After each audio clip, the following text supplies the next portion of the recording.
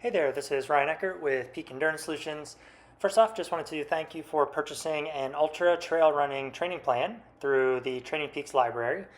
The point of this video is to give you a brief overview of the training plan, some of the key features of the training plan, as well as some important information that you'll need in order to successfully navigate this plan. So first off, you'll notice that for the purpose of this video, I have pulled up an advanced 24-week 100K ultra trail running plan. Just know that this video is applicable regardless of which plan that you purchased, regardless of the distance or the level that you specifically purchased through the Training Peaks training plan library. Most plans have a fairly similar layout. Obviously, the content of the sessions is dramatically different depending on the plan, but there's some key features that are consistent across all plans, and that's really what I'm reviewing in this video. So what you'll notice when you first purchase this plan is that on week one, day one, there is an introduction note. This is where you want to start. This is where you are hopefully going to find this video link first right here. And once you're done reviewing this video link, then the next step to do would be to download this instruction booklet. These instruction booklets are plan specific, so they're specific to the type of sport that you have a plan for. So there's ultra marathon, trail running specific plans, and then I have a variety of other plans that are for triathlon, road running, swimming, cycling, things of that nature. So these are specific to the type of sport that you are participating in. So you'll notice that this one is an ultra marathon specific instruction booklet. What you'll want to do is click on this. It'll download a PDF. When you open that up, you'll see something that looks like this. So this is going to be a really important document for you to review prior to participating or rather utilizing this training plan. So you'll notice that there's just a title page at the beginning, and then it moves into a table of contents page that gives you an overview of some of the topics that I'll discuss in this document. I tried to narrow down all of this information to just the information that I think is most relevant and important to each of these training plans. So all of this information is important to read through. However, some of it you may be able to skip through if you are familiar with some of the information already. So first, just a brief intro, and then after that, you'll see that there's a training plan layout and content page. This is where I essentially lay out the way that Training Peaks is set up, some of the different tabs and pages that you have available on your Training Peaks account. So this section may be less important if you are very seasoned with Training Peaks and you know of the Training Peaks ecosystem fairly well. But if you are newer to Training Peaks, which some people out there are, then this is a great way to just have a brief overview of Training Peaks, what some of those different tabs are on your Training Peaks site that you're going to see. So I go over some of that here. I go over some of the different types of sessions that you're going to see in your specific plan, as well as what the color coding system means in Training Peaks. They tend to change this every now and then. So this is up to date as of 2026, but if you're watching this video in later years, usually I'll update these every year or two. If this color system doesn't 100% match Training Peaks' current color system, just know that this isn't necessarily, this may be incorrect, but for the time being, this is what Training Peaks has their color coding system set up as, and I give you some of the details as to like what makes a workout light up green when it syncs with Training Peaks, yellow, orange, red, or gray.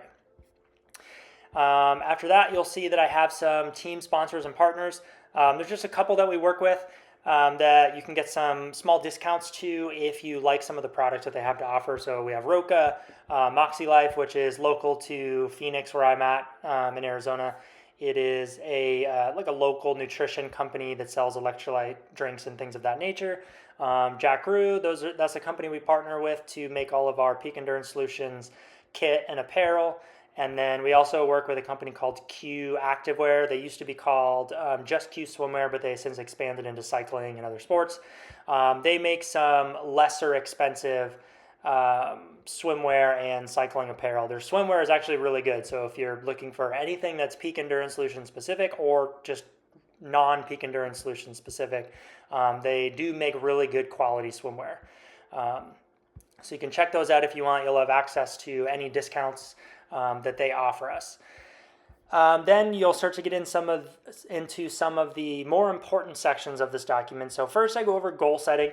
So it's a one-page overview on some of the different types of goals that you may want to set as you look to target the key race that you bought this plan for.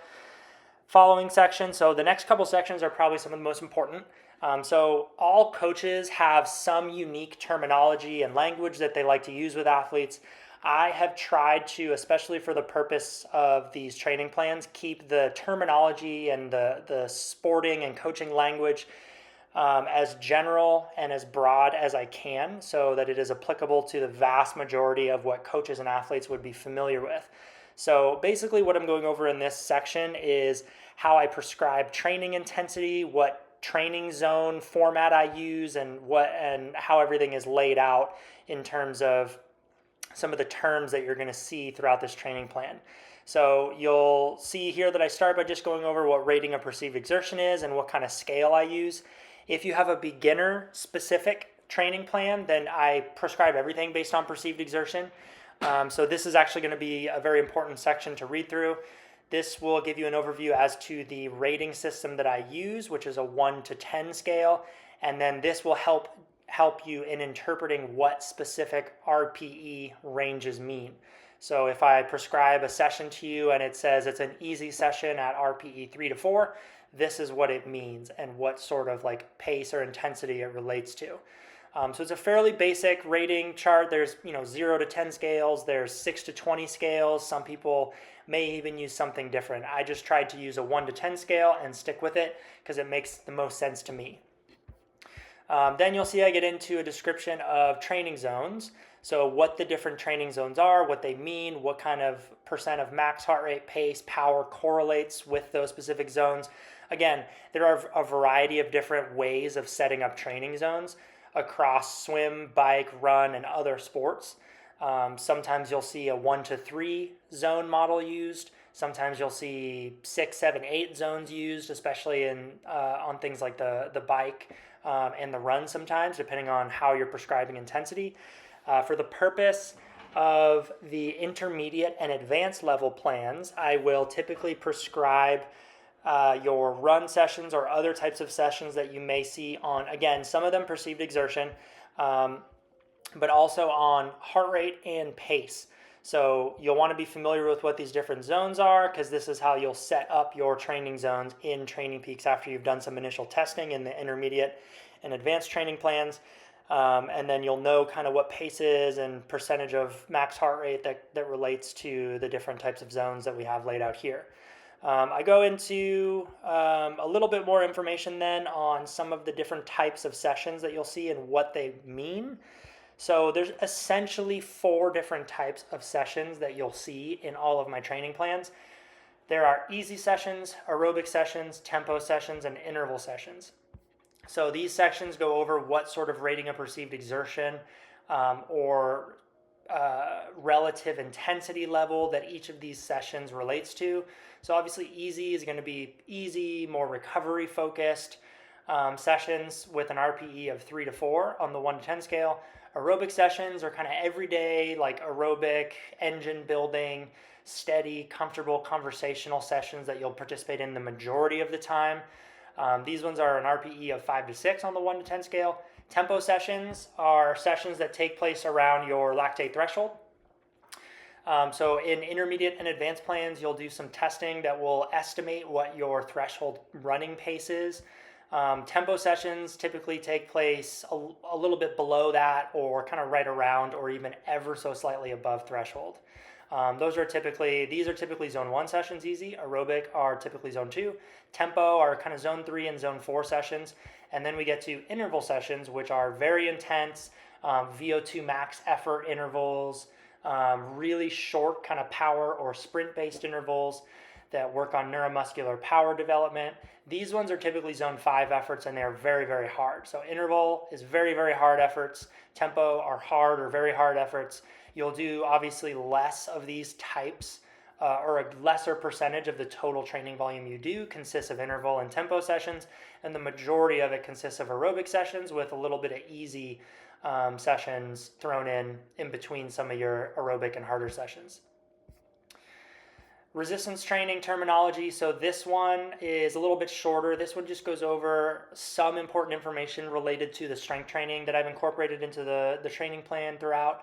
I have resistance training in all of my training plans, regardless of what sport or level that the training plan is. Resistance training is super important for all endurance athletes. And so I have a little bit of information here on it, as well as a link that will explain and go over some of the science surrounding strength training for endurance athletes.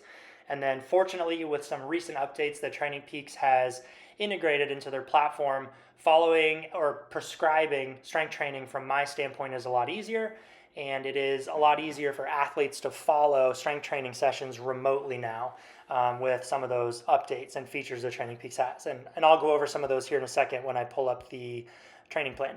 And then I have a couple final sections on maximizing recovery in between sessions, going over some of the basics and some of the big levers that influence recovery, such as sleep, hydration, nutrition, some tips related to those topics. And then basic sports nutrition. So again, very basic, generalized, evidence-based suggestions as it relates to maximizing recovery using nutrition, as well as fueling performance before, during, and after. So again, these are generalized evidence-based recommendations. If you feel like you need more specific one-on-one dietary advice and guidance, that would be where you would want to work with a registered dietitian. And there are registered dietitians that specialize in sport dietetics. So you can look those up in your local area if you feel like you really need more individualized help. But if you're just looking for kind of general sports nutrition advice, then this is a good section that kind of summarizes some of what you need to know and some of the evidence-based suggestions related to very basic sports nutrition. And then I'll have a final section on preparing for race day, which essentially goes over the taper process. And you'll see in some of these sections, I link in or I have some links to some posts that I've written that goes into a little bit more of the science behind some of these topics. If it's rather than me write an entire, chapter, so to speak, on tapering and preparing for race day, I give a basic intro to it, and then I'll link in when I think that there could be some more useful information that you may be interested in. And then at the very end of the instruction booklet, you'll see that there is contact information for myself, so you can either reach out to me if you have questions at any point related to this plan or any other plans you have in the future, or if you're ever interested in any sort of coaching services through Peak Endurance Solutions, you can reach out to me at this email. I also have a website. It's peakendurancesolutions.com, and there's ways to get in touch with me there as well. And then this link right here will take you to what I call my VO2 Max forum, which is essentially a blog that I will post scientific write-ups on various topics. So I'll basically look at some of the science surrounding a particular topic as it relates to endurance sport and endurance athletes, and I will kind of summarize some of the recent science that we have so that the write-up is digestible to the everyday athlete or coach. So this it actually has a lot of useful information in there if you're ever interested in certain topics related to endurance sport. There's actually quite a number of different posts in here that may be useful to you. All right, so that's the instruction booklet. So now going back to the training plan. So hopefully you will review that document, and then when you're done with that, you'll notice that day one is just a rest day. I usually do that on purpose so that you don't have any sessions to do and can spend maybe an hour tops reviewing this video and then reading through that document. And then on day two, you'll see that it starts. So most of my training plans, intermediate and advanced level training plans, have some specific testing sessions in the first week. If you have a beginner plan, this is where it will look a little different. You don't necessarily do any testing sessions because everything is prescribed based on perceived exertion. For that, you don't need to do any sort of fitness testing to estimate your threshold fitness. But for the purpose of intermediate and advanced level plans, you'll do some run-specific threshold pace and heart rate testing so you can have a better idea of what your threshold pace is and threshold heart rate. And then I walk through in this session how to update those training zones in Training Peaks. So that's very important that you use the results from this test to update your training zones in Training Peaks. So there's information on how to do that in here. And then once you do that, all of your future sessions, you'll notice, are prescribed on a percentage of threshold pace. These will give you accurate pace ranges for each session. If you don't update your training plans, then these pace ranges will be estimated and they'll be potentially wildly off, just depending on what it assumes your pace ranges are. I can't remember what the default like training zones are, but it's just like the same thing for everyone. So depending on how close you are to that default, it could look wildly off. So that's a very important step. I also give you this training zones Excel spreadsheet, which if you click on this and download it, you'll be able to also put your information into this chart, which is kind of handy to look at if you just want to see everything all in one place on one screen like this. It'll let you put in your age, your resting heart rate. Let's say you're 30 years old, your resting heart rate is 60. You'll see that some of these target heart rate ranges adjust automatically. So just by doing that information, you already have target heart rate ranges at the very least. And then obviously perceived exertion as well and heart rate. But then to get your pace ranges in here, this is where you take your threshold pace. You can put your threshold heart rate in here if you want. And then if you do have a power meter, which I know some people do nowadays, especially on the run, you can also put in your power if you happen to capture that as well while you're doing your threshold testing. I don't prescribe any of these plans based on power. I have some road running plans that I prescribe based on power, but for the most part, I stick to pace because that's what everyone is comfortable and familiar with. But if you do have a power meter, you can put that in here. And then you'll see over here, your run power zones will update. The pace zones you have to put in manually. You can put in the minute per mile pace here, but then you'll see I link a calculator in here that allows you to convert your running pace to speed. And then you basically have to multiply that speed by these percentages and convert that then back to pace. It's a little tedious to do. There wasn't a great way that I could, figure out a way to set this up in an Excel spreadsheet. Someone who is maybe more savvy with Excel could figure out a way to do it. But it was just easier for me to put this link in here and have people do it manually. In Training Peaks, then you can take all of this information and then plug this into Training Peaks to set up your run-specific zones. That's the way that I would recommend that you do it instead of doing it using whatever zones that or training zones that Training Peaks gives you as options. I'll show you what that looks like here in a second. But these are some just very basic training zones that I tend to like. I've found over the years working with various different types of athletes that once they get a fairly accurate estimation of their threshold pace, these run pace zones tend to relate fairly well to the type of effort that it says that pace relates to. And then I use for calculating heart rate ranges, basically you calculate your max heart rate and then your heart rate reserve, which is just your max heart rate minus your resting heart rate. And then you can calculate a percentage of your heart rate reserve to get training zone ranges on heart rate. So keep in mind though that this is all, there's error with all this stuff. There's error in your threshold test to some degree unless you execute it exactly perfectly and you get an exact measurement of your threshold. But it's difficult to do that without being physically in a lab and having various things measured and assessed. And then again, all these percentages are somewhat relative. There's dozens and dozens of ways that you can set up these ranges and these different zones. But this just tends to be fairly basic, fairly straightforward, not too complex. I just keep a zone 1 through 5 model and use some fairly common and relatively well accepted percentages for each of those zones. And I leave it at that. And then usually these tend to be fairly accurate to gauge your training and your fitness level and your pacing on if you have a fairly accurate threshold pace from your test data. If it's your first time ever doing a threshold test, know that there's some skill in the pacing that's involved with doing the threshold testing. So this may not be 100% accurate in the beginning, and the more you do it, the more accurate it tends to be. And just the more you kind of know your body over time, the more you can kind of know, is this a pace that I can hold for 45 to 70 minutes, which is kind of the definition of what your threshold pace is. And the more you do things, the more you do different efforts or races around that time frame or distance, the better feel you're going to get for how accurate these pace ranges are. The more you get to know your heart rate, you'll get to know if these heart rate ranges are accurate or not. So these are meant to guide you, not necessarily be set in stone, cut and dry. Like if my heart rate hits 139 beats per minute, my body is in zone 2. If I hit 153, I'm in zone 3. It's an estimate. It gives you a guide. It's not, the body doesn't work that way. It's not always going to be such a hard black and white threshold for some of these heart rate ranges. This is just humans trying to create ranges so that we can better inform the intensity of training. These aren't, as precise as some people sometimes want them to be.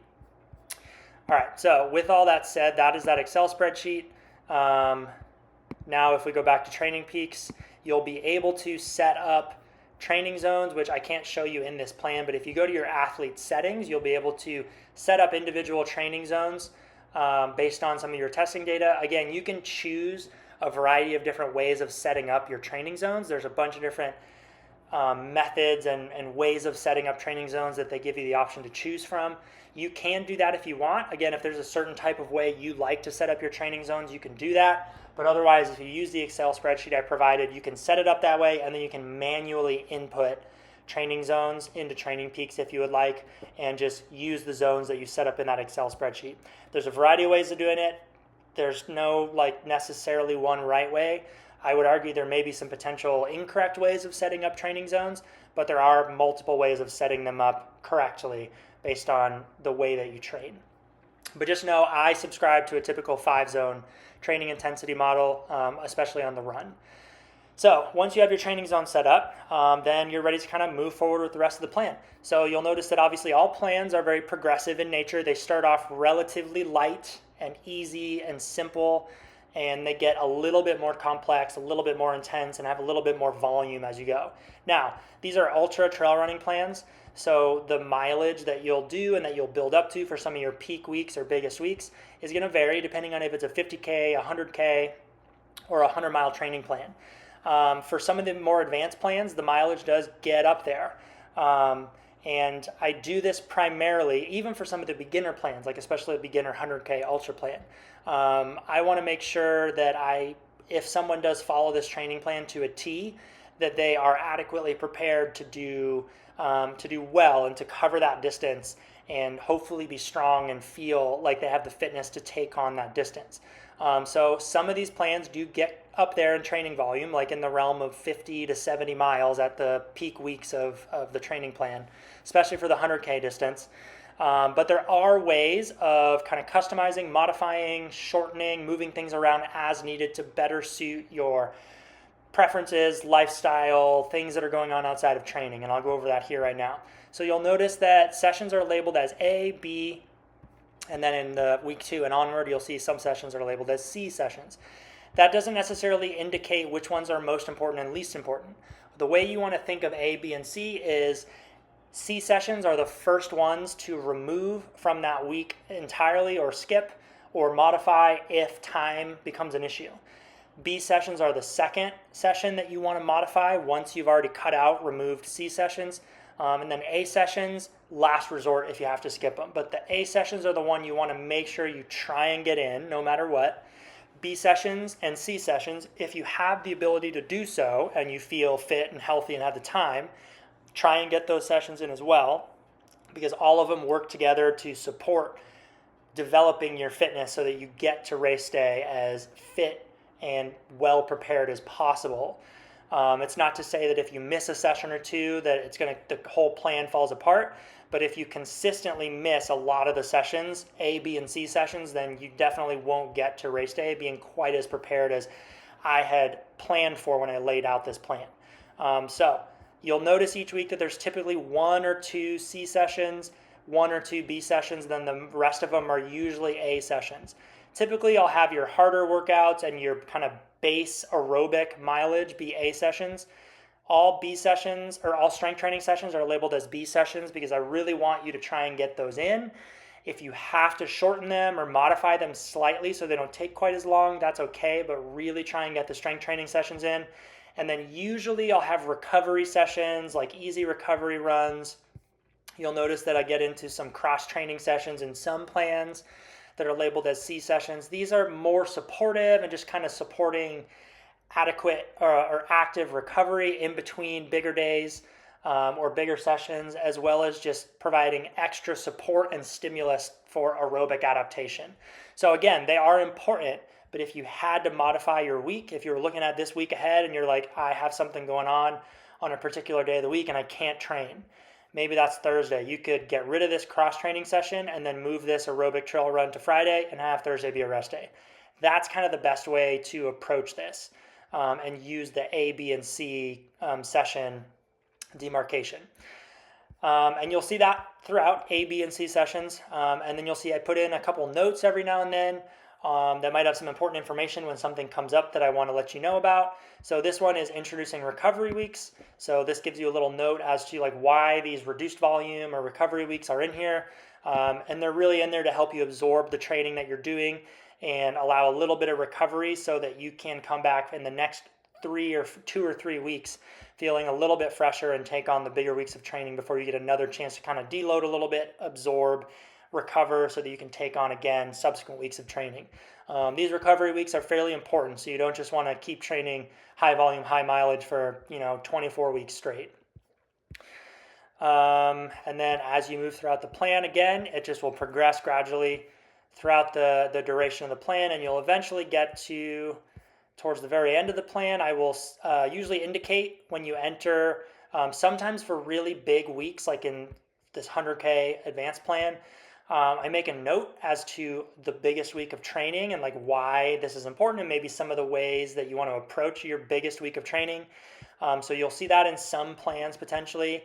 And then I'll usually note when you enter the taper as well. And I'll describe the kind of the point of the taper, what you want to focus on during taper week or 2 weeks or 3 weeks. Usually for such long distances like ultra marathons, it's going to be 2 or usually 3 weeks that I have some people taper for. And then you'll see that it ends with your race that you got the plan for. Now, you'll notice that this is set up where the race ends on a Sunday. Obviously, I know especially some really long distance ultramarathon races can potentially start on a Saturday in case people go overnight into the next day. So if you have a race that is on a Saturday or even any other day of the week, the best way to approach this is apply the plan so that it ends on Sunday, even if your race is on Saturday. Because then if you apply it so that it ends on Saturday, it's going to move every single session one day forward, and this plan won't start on a Monday like it was supposed to. It'll start on a Sunday with 1 day of sessions, and then the next week we'll move on to the rest of what was supposed to be week 1. So to work around this, apply it so that it ends on Sunday, the day after your race, if it's on a Saturday, and then simply adjust the week of to accommodate the Saturday race. So in this case, this sort of plan is really easy. Just get rid of this cross-training day, move this run here, and then move the race to Saturday.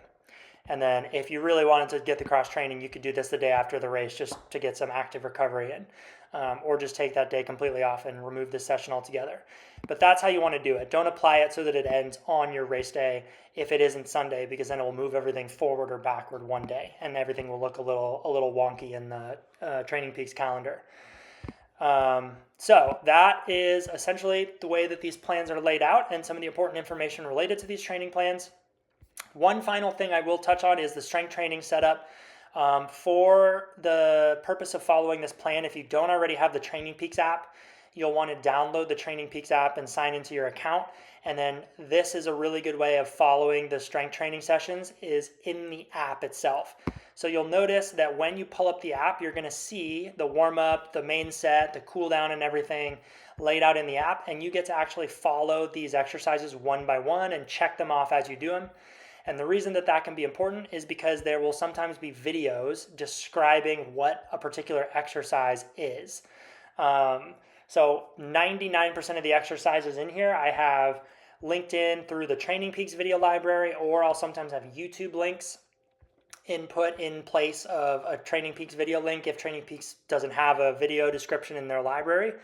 And these are really nice because you can actually preview the video and get an idea of what exactly the exercise is if you're unfamiliar with it. There are a couple that I just didn't have video links for. So most of them are dynamic warm-up exercises. Otherwise, I tried to keep it so that every single like strength training exercise has a video preview and description of it. And then usually for the cool down, I'll just like recommend that you do some sort of stretching, foam rolling, some sort of mobility or flexibility work. And I give some options as to what you can do for that as well.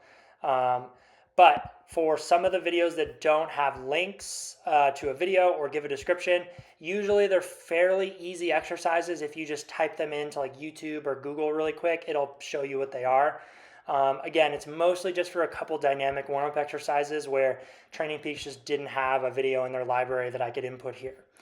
But it makes strength training really easy and convenient to follow from an athlete standpoint, because you can just pull up the Training Peaks app, check things off as you go, and it will record that you've done the strength training session when you complete it.